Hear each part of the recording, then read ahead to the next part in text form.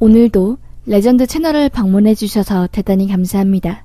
시원통쾌 감동눈물 레전드 사연 바로 시작하겠습니다. 안녕하세요. 저는 평범한 직장을 다니고 있는 여자입니다. 저는 홀어머니 밑에서 자랐어요. 엄마는 어린 나이에 저를 낳으시고 홀로 절 키우셨어요. 아빠는 제가 기억나지 않는 아주 어릴 적 교통사고로 돌아가셨다고 들었습니다. 한 번도 본 적 없는 아빠. 당연히 저는 아빠의 존재가 어떤 느낌인지 알지 못했습니다.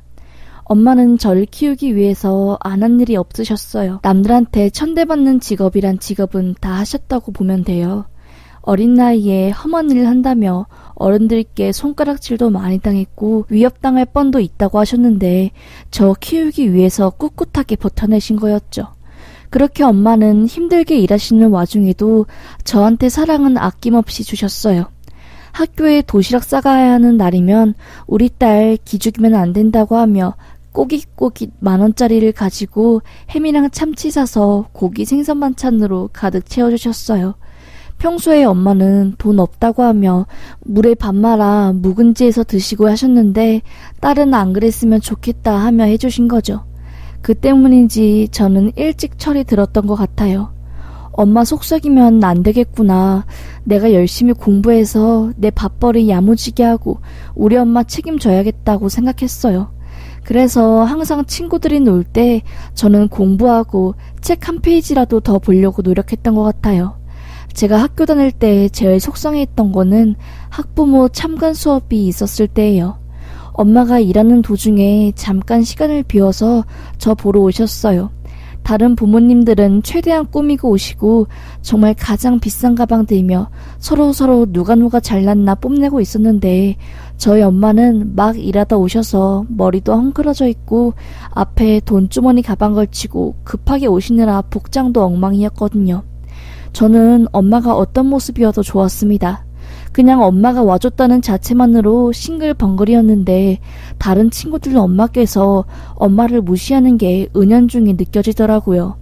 엄마가 엄마들이랑 친해지고 싶어서 말도 걸고 무리에 끼려고 했는데 끼워주지 않고 속상했습니다. 그러다 참관 수업이 끝나고 학부모님들끼리 교실에 남아서 담임선생님 상담하는 게 있었어요. 저는 엄마를 기다리고 있었고요. 교실 한켠에 학부모님들끼리 무릴리 막 형성해서 수다를 떨고 있는데 그때 반에서 누가 공부 잘하는지 그런 이야기가 나왔나 봅니다. 그때 거기서 제 이름이 나왔나 봐요. 제가 반에서 1등하고 있었고 전교 1등도 제가 1학년 때부터 쭉 해왔거든요. 엄마는 제 이름이 나오자 화들짝 놀라서 그 무리에 가까이 가서 물어봤나 봐요. 수연이 이야기하세요? 라면서요.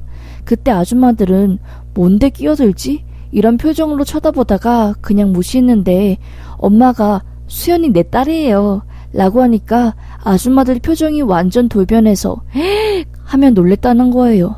전교 1등 수연이 어머니 맞으시냐고. 어머 너무 반갑다고. 애를 어쩜 그렇게 똘똘하게 키웠냐고. 듣자 하니까 학원도 안 다니고 그렇게 공부를 잘하단던데 우리 애는 학원을 6개씩이나 다니고 그래도 수학을 60점 맞는데 비법이 뭐예요? 진짜 안 그래도 수연이 어머님 너무 궁금했는데 라고 하며 태도가 180도 돌변했다는 겁니다. 그 이야기를 듣고 참 씁쓸을 하더라고요. 정말 공부 열심히 해서 내가 엄마 기죽지 않게 해드려야지 하며 더 이 악물고 공부했던 것 같아요. 노력 끝에 저는 그토록 가고 싶어 했던 대학에 입학하게 되었고 좋은 기업에 취업도 하게 되었어요. 대학 생활을 열심히 한 덕에 교수님들 눈에 잘 띄게 되었고 취업 자리도 교수님들께서 직접 알아봐 주실 정도로 수월하게 직장을 가지게 되었어요. 저는 소개로 만난 남자와 결혼을 하게 되었습니다. 그런데 문제는 여기서부터 시작되었어요. 시부모님들이 저 남편의 결혼을 무지막지하게 반대하신 겁니다. 제가 듣고 있는 걸 뻔히 아시면서도 시어머니는 어휴, 호래미 밑에서 큰 애들은 질이 안 좋은데 어른들 하는 말씀 하나 틀린 거 없어. 집안을 봐야 해. 여자는 안 봐도 딱 보이지. 아들 이 결혼 꼭 해야 해. 사돈 뭐 변부연한 직업도 없고 라며 말하시는 겁니다. 물론 남편을 따로 불러서 귓속말로 하신 말씀이지만 솔직히 목소리가 워낙 쨍쨍하셔서 다 들렸거든요. 엄청 상처였습니다. 가슴에 누가 뾰족한 막대기로 콕콕 찌르는 기분이었어요.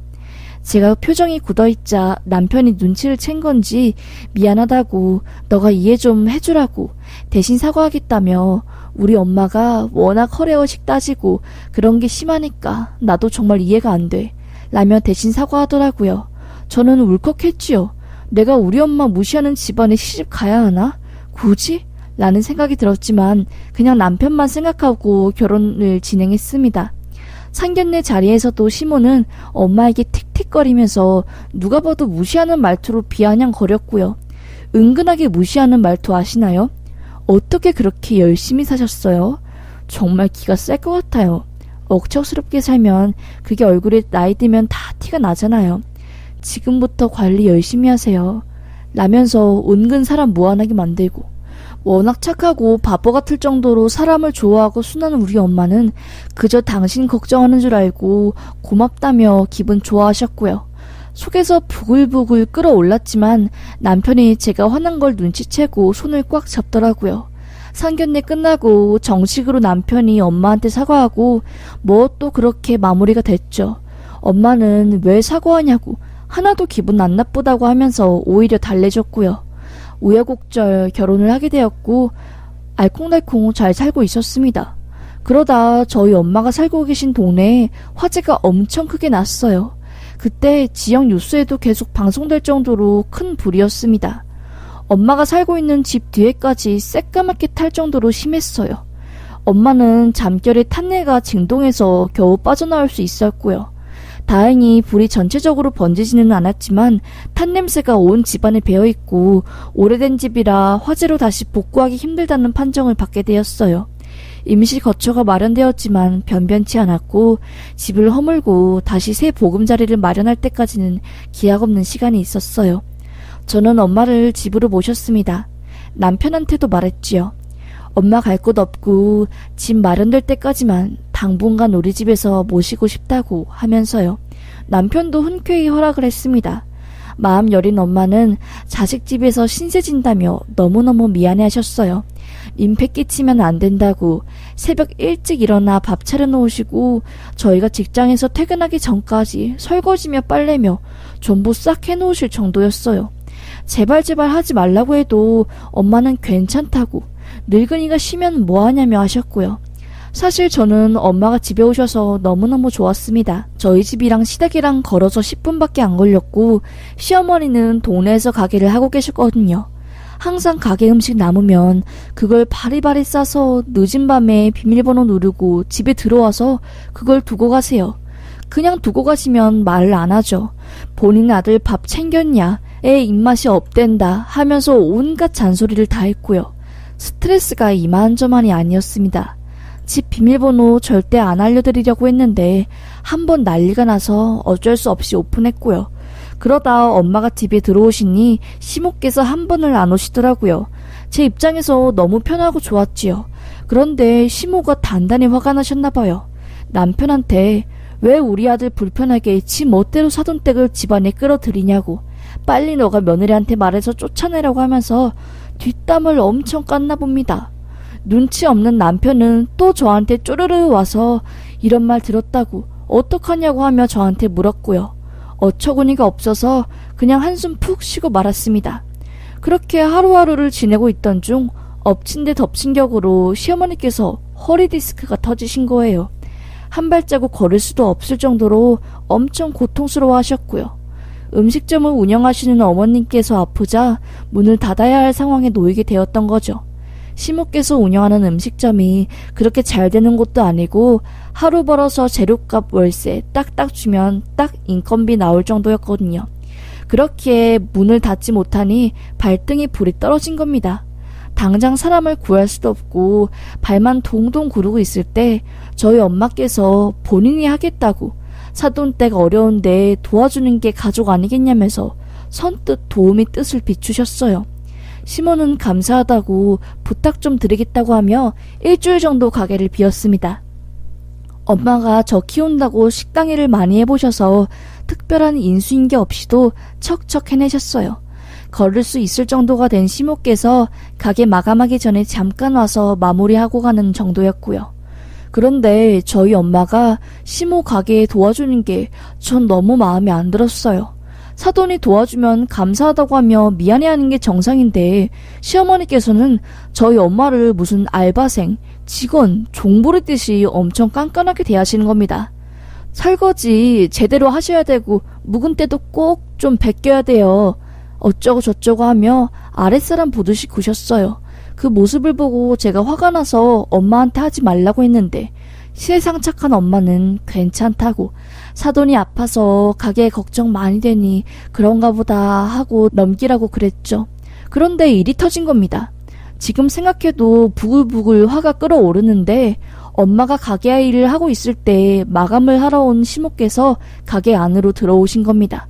그때 마지막 테이블에 있던 사람들이 술을 시키셨어요. 원래 라스트 주문이 끝나서 주문을 안 받는데 시모께서 하나라도 더 팔아야 한다고 하며 주문을 받았어요. 그분들이 시킨 술이 일본 술인데 값이 꽤 나가는 술이었습니다. 병당 거의 10만 원이 조금 안 되는 가격이었으니까요. 비싸서 잘 안 나가는 술이라 냉장고 제일 안쪽에 넣어두었는데 위에서 넣어둔 소스가 흘렀는지 병에 진득한 액체가 붙어있더라고요.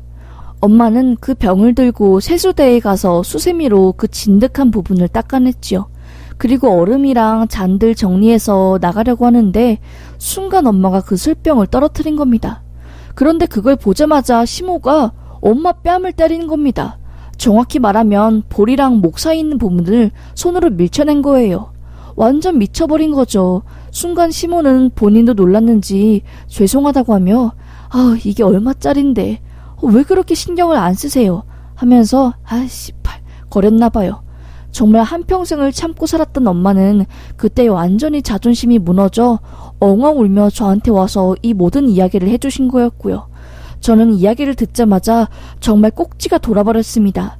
시모가 있는 가게로 찾아가서 지금 뭐 하는 거냐고 소리를 바락바락 질렀어요. 지금 미쳤어요? 그깟 돈 10만 원이 뭐라고 우리 엄마 얼굴에 손을 올려요? 아무리 못 배워도 그렇지 누가 사돈 얼굴에 손을 대냐고요. 이게 가당키나 한 말이에요? 오죽했으면 우리 엄마가 나한테 와서 눈물을 보이냐고요. 아니 진짜 뭐 이딴 여자가 다 있어. 당신 아들 보고 결혼한 내가 천치 바보지 천치 바보야. 못 배웠으면 못 배운 티를 내지 말던가요. 돈 때문에 사람까지 팔아먹을 사람이세요? 얼굴에 억척 같은 심부가 그득그득 붙은 거는 우리 엄마가 아니라 당신이야. 알겠어? 하며 소리를 막 질렀어요. 그런데도 분이 안 풀리는 겁니다. 울면 안 됐는데 너무 서러워서 눈물이 나니까 더 화가 나더라고요. 거기 있던 비싸 보이는 술 전부 제가 깨버렸습니다. 다 꺼지라고 다 필요 없다면서 저는 집에 가서 엄마를 끌고 나왔어요. 뒤늦게 사태 파악하고 온 남편을 보자마자 너무 열이 뻗쳐서 몸을 팍 밀쳐버렸네요. 당신 엄마 뭐하는 사람이냐고, 정신머리가 있는 거냐고, 어떻게 우리 엄마 얼굴에 손을 대냐고 하며 바락바락 소리 질렀죠. 남편은 미안하다고, 정말 미안하다고, 나도 미치겠다고, 엄마가 왜 저러는지 모르겠다고 하는데 그 집안에 정남이가 똑 떨어지니 더 이상 남편 얼굴 보기 싫더라고요. 전 이혼 선언했죠. 니랑 니네 엄마 보기 싫다고 이혼하자고 하고 엄마랑 짐 다 챙겨서 나갈 준비했습니다. 날 밟고 나서 바로 저는 부동산 가서 제일 빨리 입주할 수 있는 투룸 알아봤고 이혼 변호사 찾아갔고요. 그렇게 저랑 엄마는 신혼집에서 나왔어요. 그런데 아주 웃긴 게 정말 시모께서 제가 이혼한다고 하니 성질이 팍 나셨나봐요. 어디서 이혼하려고 하냐고, 절대 안 된다고 하며 저한테 전화와서 바락바락 소리 지르는데 와, 정말 무슨 고라니가 에ek 하고 소리 지르는 줄 알았습니다. 저는 알겠다고, 당신네들 수준 알겠으니 단단히 마음먹으라고 하며 복수를 계획했습니다.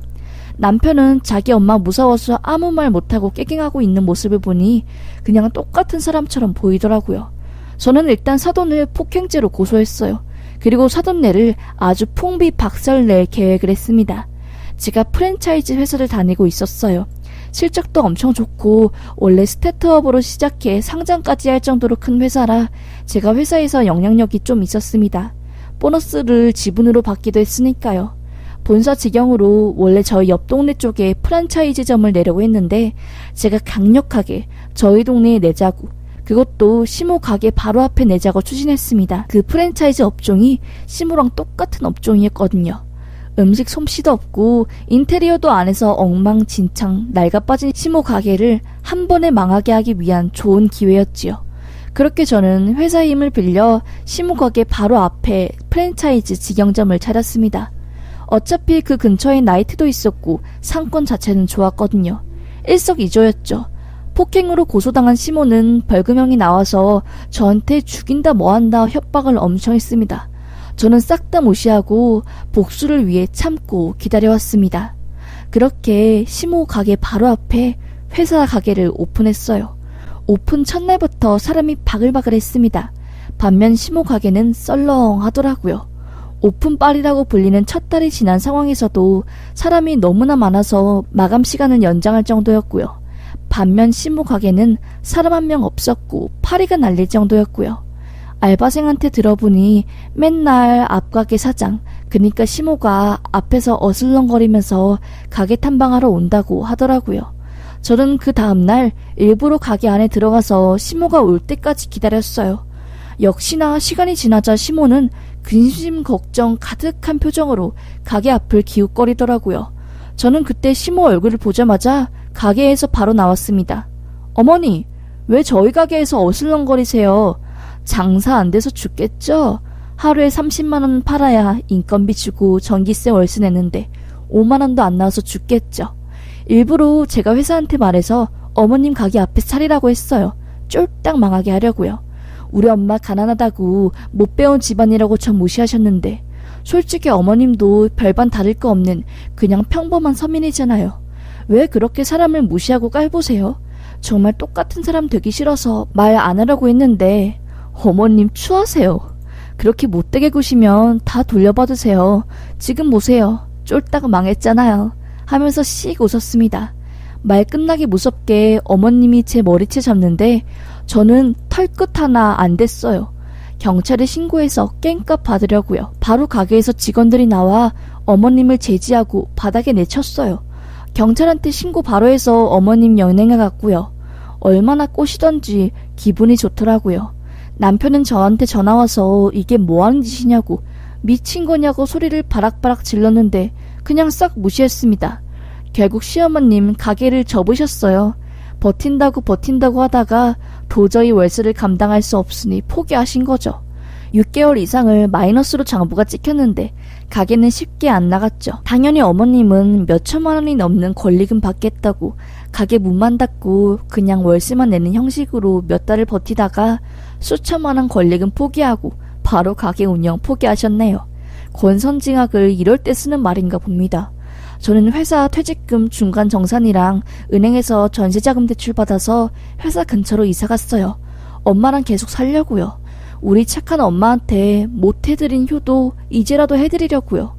이제 지긋지긋한 남편과 시댁이 소나기에서 벗어나니 그냥 가슴에 있던 돌이 쑥 내려가는 것 같네요.